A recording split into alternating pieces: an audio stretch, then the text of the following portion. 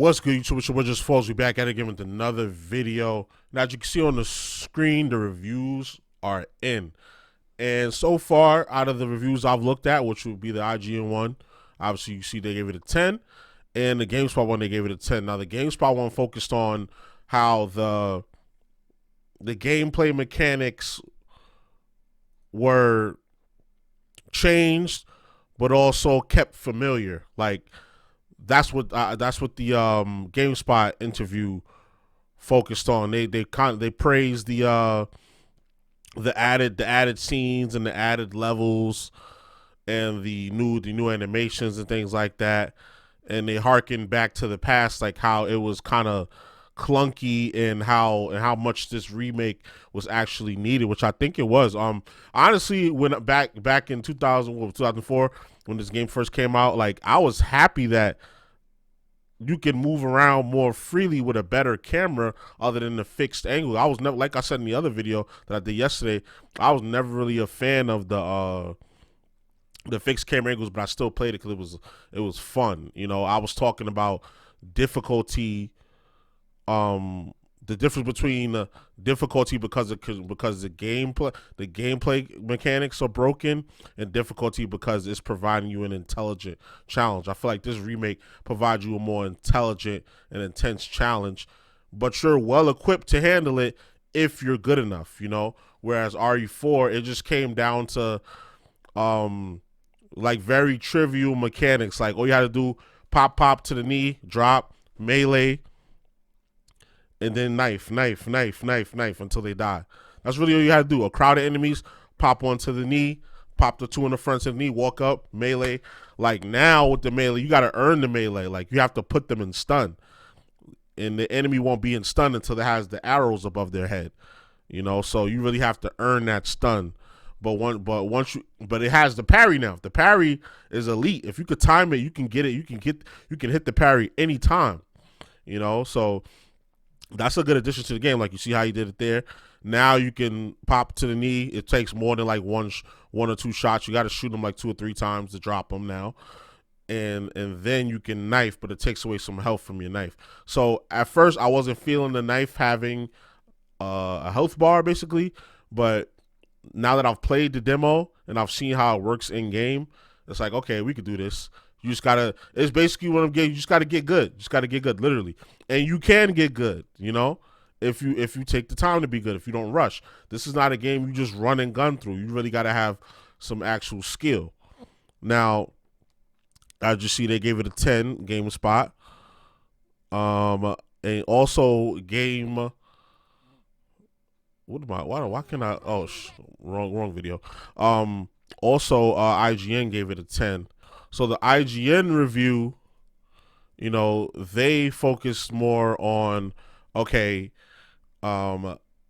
everything that the new game does is like leagues better than what they did with the old game. So kind of similar to GameSpot, but they took a different route. They more so mentioned how areas have been expanded and different enemy types have been added to certain sections. Like they mentioned this area of the lake where you fight that big fish. They mentioned how you can ride around the lake and explore the lake and look for extra puzzles and things of that nature. Like there's different little spots you could swim to and find different puzzles and things like that. And they mentioned the merchant. They mentioned that the voice acting for the merchant, they didn't really like it compared to the original, but from what I heard, he sounds fine.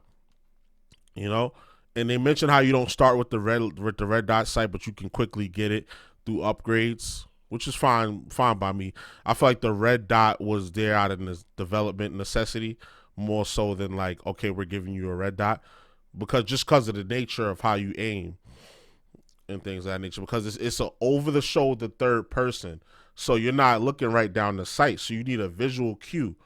You know, this they give you the little crosshairs, you know, but before it was a red dot sight. So yeah, IGN also praised the game and gave it a 10 as well. Hold on, I think Yeah, they gave it a 10 as well.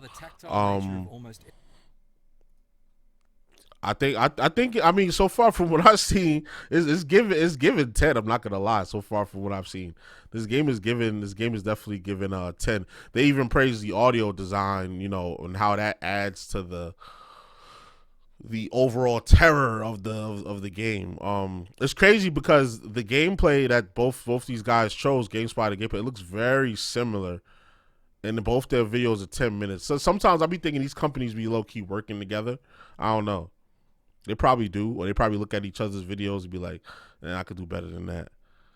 But yeah, I would say if you've never played Resident Evil 4, I would say do yourself a favor, play the original one, kind of get through it. It is going to be very dated. It's a game from 2004, but back in 2004 it was revolutionary, and it's still a good game. And like I said, I think the fact that it comes down to very trivial gameplay tactics, it can help you get through it. If you go on YouTube, you see how they play, you can get through it pretty quick, you know, and then play this, you'll see why everybody's so hyped, because everybody's like, oh, Resident Evil 4 wasn't even that good, but it's like you haven't even played it, and then you definitely haven't played the Chainsaw demo to see the differences, so it's like you don't understand the hype because you haven't indulged in it. So I would definitely say indulge in it before you talk shit.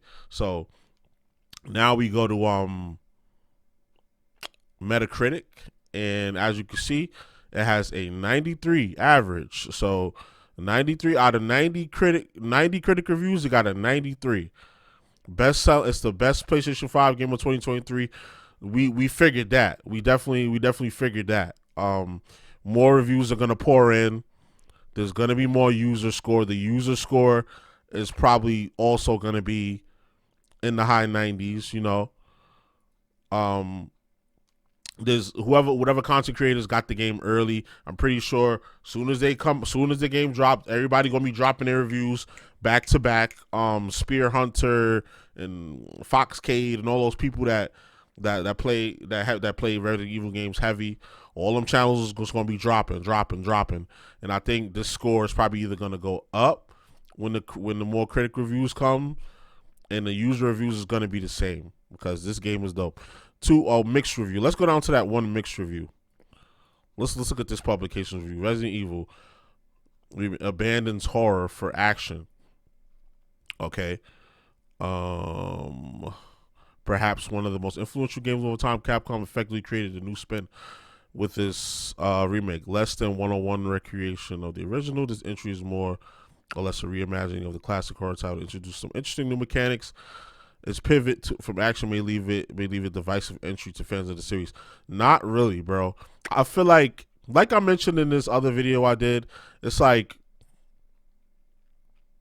it's the RE purist. It's the purists that really, you know, I'm not gonna say they ruin it, but it's the purists that really sit there and they don't like change. They want everything to look like RE3 Nemesis or RE2, you know, and why would we evolve in technology and not take advantage of it? Why make the same game over and over? You could still have the horror element and have action. Like I said, 4, 5, and 6 are my favorite Resident Evil games. I'm 32 years old. I've played every Resident Evil. I played it since I was growing up, since I was a little kid. So I'm not no newbie person that doesn't like a challenge. Like, you can look at my playthroughs on this channel. Like I certain parts I struggle on, but I keep going through it until I make it. So it's like it's not like I don't like a challenge. It's like some of the, like I said, difficulty for the sake of being difficult, and difficulty where it's an intelligent challenge built into the game are two different things. And like I said, a lot of those older games came down to very trivial mechanics. You could cheese your way through the game. You could definitely cheese your way through the game, and like tank controls and not knowing where and not exactly controlling where you can aim your gun, when there's been games made like that in previous eras that allow you to aim your gun and have a more dynamic camera, have already been made on older consoles. Like, there's no excuse for that. That was just a little barrier to put in the way to add to the tension, and it was cool for the time. But RE4 took the genre to the next level. Look how many games it inspired: BioShock, you know, Gears of War, The Last of Us. Like any third person over the shoulder game, basically, you ask the developer, they probably gonna mention RE4. So it's just like RE4, it doesn't get the respect from the RE purist, quote unquote, but like most people that play RE4 would say this is fire. Most people that played the Chainsaw Demo will say this is fire. So for them to give it a 70 was really weird to me. They must be one of those RE purist kind of people. Not to bash on that publication, but I don't know. It's just everybody that doesn't like it usually has the same excuse for why they don't like it, and ends up being an RE purist. Like, how you complain that they made the game more fun? How do you do that? How do you complain that they made the game more fun for you to play? Like, I don't know. But I'm ranting here. I'm just very passionate about video games, especially games that some of my favorite series of video games, which would be the RE series. And I don't know. I just feel like people be talking out their ass sometimes, and that's an example. So I don't know. So y'all let me know what y'all think. Are y'all as excited as I am? Are y'all as passionate about RE as I am? Let me know in the comments. So y'all already know the vibes. Like, comment, subscribe, all that good stuff. It's your boy JusticeXFalls, and we out. One.